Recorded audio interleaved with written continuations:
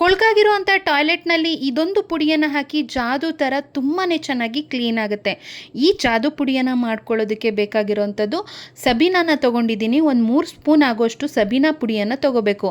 ಅದ್ರ ಜೊತೆಗೆ 2 ಸ್ಪೂನ್ ಆಗೋಷ್ಟು ಸರ್ಫ್ ಎಕ್ಸೆಲ್ ಡಿಟರ್ಜೆಂಟ್ ಪೌಡರನ್ನು ತೊಗೋಬೇಕು. ನಂತರ 1 ಸ್ಪೂನ್ ಆಗೋಷ್ಟು ನಿಂಬೆ ಉಪ್ಪು. ಈ ನಿಂಬೆ ಉಪ್ಪು ತುಂಬಾ ಚೆನ್ನಾಗಿ ಕ್ಲೀನಿಂಗ್ ಕೆಲಸಕ್ಕೆ ಉಪಯೋಗಕ್ಕೆ ಬರುತ್ತೆ. ಈ ಮೂರನ್ನು ಚೆನ್ನಾಗಿ ಮಿಶ್ರಣ ಮಾಡಿ ನೋಡಿ, ಟಾಯ್ಲೆಟ್ನಲ್ಲಿ ಈ ಪುಡಿಯನ್ನು ಸುತ್ತಲೂ ಕೂಡ ಈ ರೀತಿ ಉದುರಿಸ್ಕೊಬೇಕಾಗುತ್ತೆ. ಮತ್ತು ಟೈಲ್ಸನ್ನು ಕ್ಲೀನ್ ಮಾಡೋದಕ್ಕೂ ಕೂಡ ನೆಲದ ಮೇಲಿರುವಂಥ ಟೈಲ್ಸನ್ನು ಕೂಡ ಇದೇ ಪುಡಿಯನ್ನು ಹಾಕಿ ಕ್ಲೀನ್ ಮಾಡ್ಕೋಬೋದು. ಈ ಪುಡಿಯನ್ನು ಹಾಕಿದ ನಂತರ ನೋಡಿ, ಬ್ರಷ್ನಲ್ಲಿ ಲೈಟಾಗಿ ಈ ಥರ ಉಜ್ಜಿದ್ರೆ ಸಾಕು, ಟೈಲ್ಸು ಮತ್ತು ಟಾಯ್ಲೆಟು ಎಲ್ಲ ಕೂಡ ತುಂಬಾ ಚೆನ್ನಾಗಿ ಕ್ಲೀನ್ ಆಗಿಬಿಡುತ್ತೆ. ಎಷ್ಟೇ ಕೊಳೆ ಕಲೆಗಳಿದ್ರೂ ತುಂಬ ಚೆನ್ನಾಗಿ ಕ್ಲೀನ್ ಆಗುತ್ತೆ. ನೀವೆಲ್ಲಿ ನೋಡ್ಬೋದು ಮೊದಲು ಯಾವ ಥರ ಕೊಳಕಾಗಿತ್ತು, ನಂತರ ಎಷ್ಟು ಕ್ಲೀನ್ ಆಗಿದೆ ಅಂತೇಳಿ. ಇನ್ನೇಕೆ ತಡ, ಟಿಪ್ಸ್ ಇಷ್ಟ ಆದರೆ ಲೈಕ್ ಕೊಟ್ಟು ಹೆಚ್ಚಿನ ಜನರಿಗೆ ಶೇರ್ ಮಾಡಿ. Thank you all. ಧನ್ಯವಾದಗಳು.